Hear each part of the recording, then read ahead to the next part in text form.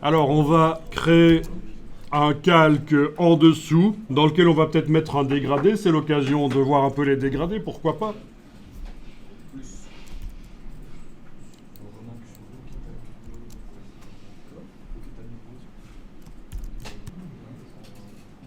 Donc, dans le bas de la palette des calques, vous pouvez cliquer sur l'icône qui est à gauche de la corbeille. Ça crée un calque et on va le placer en dessous. Et voilà. Donc, on est en train de travailler dans ce calque du dessous.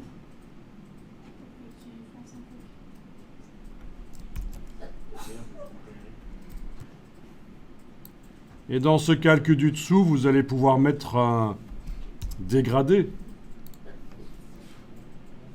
Outil dégradé. Outil dégradé que je vais faire dans ce cas-ci linéaire. Donc c'est l'icône là. Le mode d'application normal 100%. Donc outil dégradé. Alors bien sûr, quand on trace sur l'image, ben, ça fait un dégradé. Dans le calque d'en dessous, c'est intéressant. Mais vous savez qu'on peut aller choisir les dégradés ici. Il y en a plein. Et bien sûr, on pourra aussi les faire soi-même, les dégradés.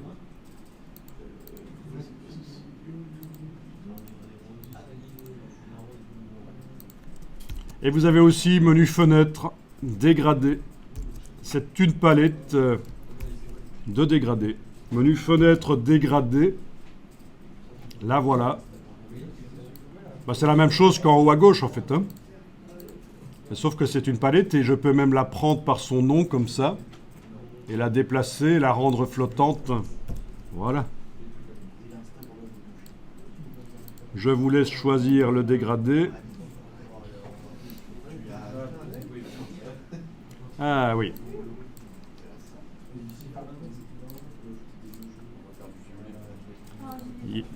Il y a juste un petit problème, mais on va voir. Je vérifie ça.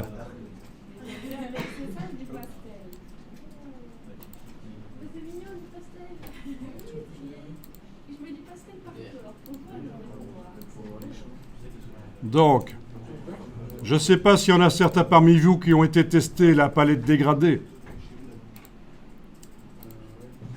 Parce que si vous choisissez votre dégradé par la méthode là en haut à gauche, avec l'outil dégradé, vous pouvez le tracer et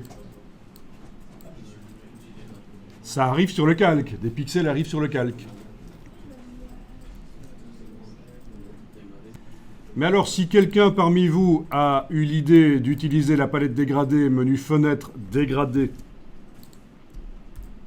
vous allez voir que quand vous choisissez dans la palette dégradée, vous choisissez de faire, vous choisissez un dégradé, ça vous crée un calque de dégradé.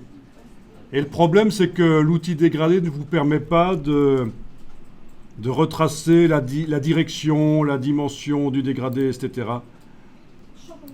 Donc, si vous avez choisi votre dégradé, et désolé que ce soit un peu compliqué, c'est comme ça, c'est Photoshop. Si vous avez choisi votre dégradé par la palette dégradé que vous avez été chercher dans le menu fenêtre dégradé, le calque de dégradé, vous pouvez le prendre et le jeter et utiliser l'outil dégradé pour tracer. Voilà. Là, je vais le faire par exemple avec ça. Celui-là. OK.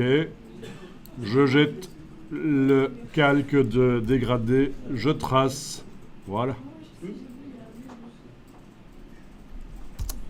Un petite astuce, si vous voulez, quand vous enfoncez la touche Shift pendant que vous tracez le dégradé, il est calé sur les axes.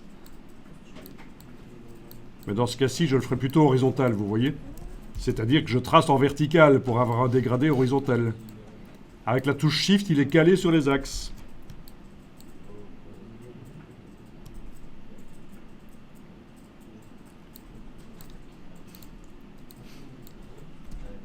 Et ça, c'est intéressant.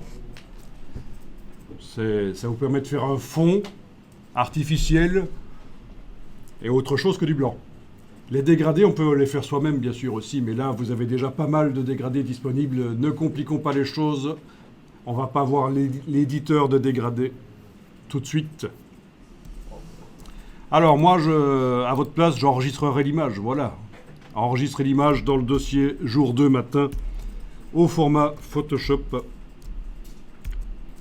en renommant éventuellement. Dans ce cas-ci, je vais en profiter pour raccourcir et mettre un petit 0,1 à la fin, à l'incrément